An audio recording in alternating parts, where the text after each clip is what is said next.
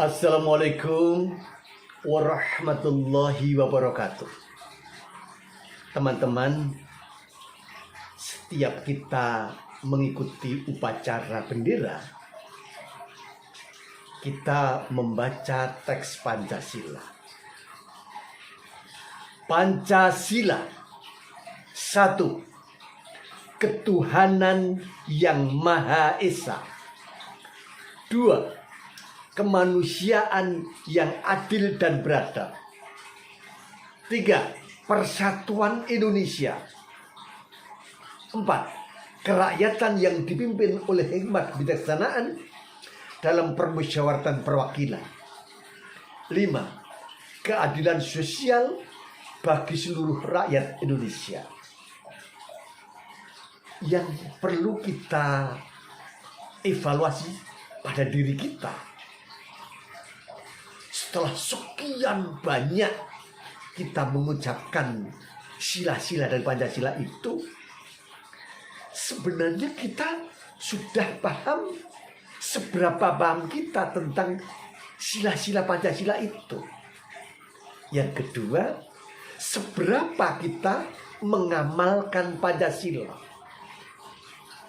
Sebab kalau kita mempelajari makna Pancasila sebagaimana yang diharapkan oleh tim perumus Pancasila atau panitia 9, di antaranya Muhammad Yamin, Kiai Haji Wahid Hasim, Kiai Haji Agus Salim, Insinyur Soekarno, Muhammad Hatta, Ahmad Subarjo, Maramis, Ustadz Abi Kusno dari Muhammadiyah. 9 orang perumus Pancasila yang ikut merumuskan Pancasila. Walaupun yang mengajukan teks itu Insinyur Soekarno, Muhammad Yamin, dan Supomo, Dr. Supomo.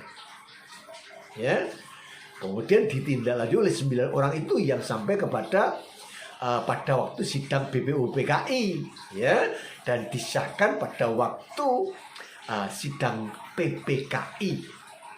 Pancasila disahkan sebagai dasar negara pada tanggal 18 Agustus 1945.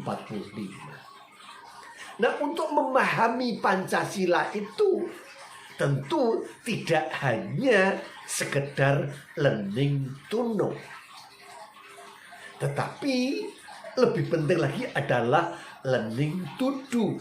Bagaimana kita mengimplementasikan Pancasila dalam kehidupan. Tahap berikutnya adalah learning to be. Bagaimana setiap di antara kita itu menjiwai Pancasila itu, kita jiwa menjadi karakter bangsa Indonesia. Yang lebih bagus lagi adalah learning to live together. Bagaimana setelah kita memahami, meyakini, dan mengamalkan Pancasila dalam kehidupan keluarga, institusi, bangsa, dan negara. Teman-temanku, para perumus Pancasila itu, jika kita cermati dari 9 orang itu, banyak di antara mereka adalah tokoh-tokoh umat Islam yang hafal Al-Quran, walaupun tidak mesti 30 juz. Wahid Hasim, Agus Salim, Abi Kusno, Muhammad Yamin, Kahar Muzakir, orang-orang yang hafal Al-Quran, termasuk Insinyur Soekarno.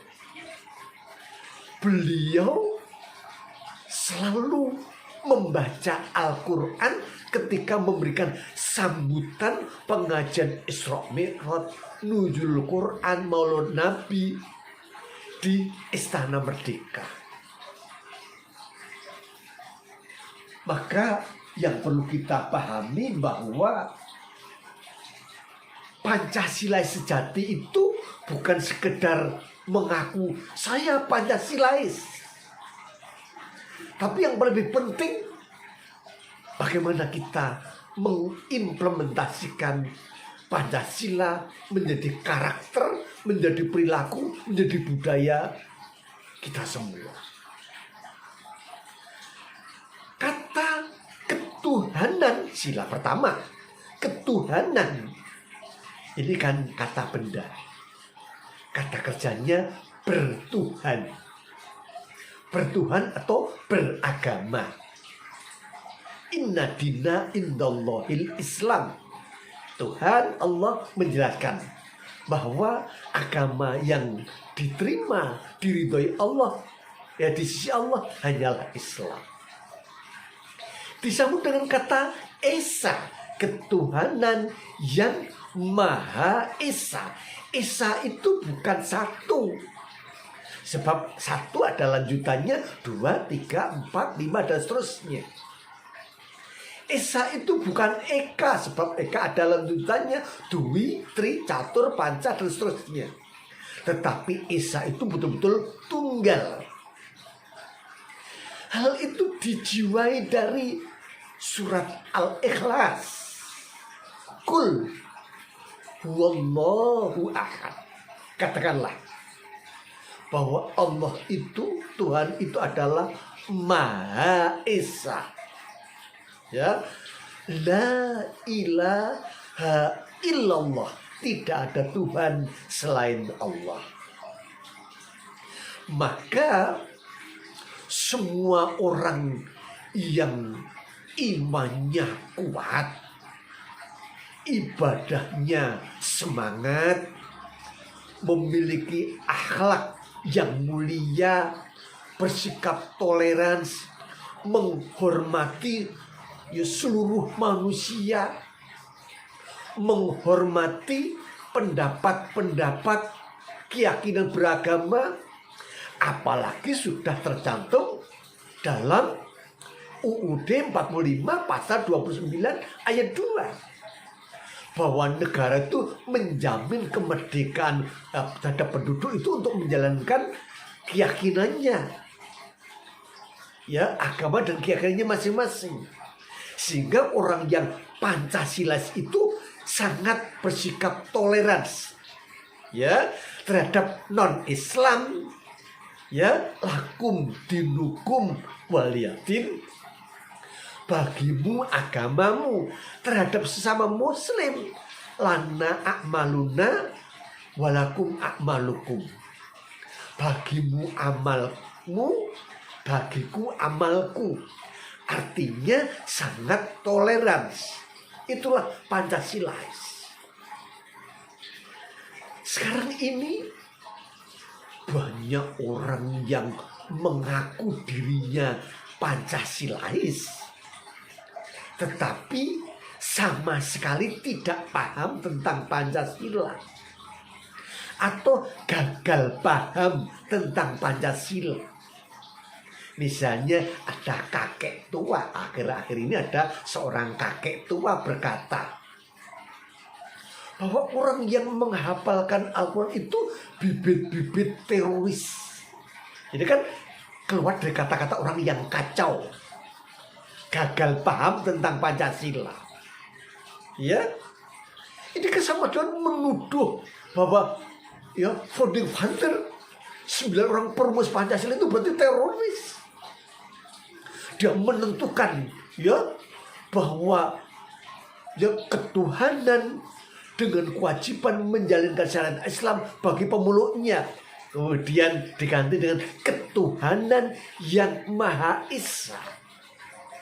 Dalam rangka melaksanakan ketuhanan yang Maha Esa, orang tidak mungkin paham dengan benar tanpa menghafal Al-Quran. Maka founding father itu kebanyakan mereka adalah hafal Al-Quran.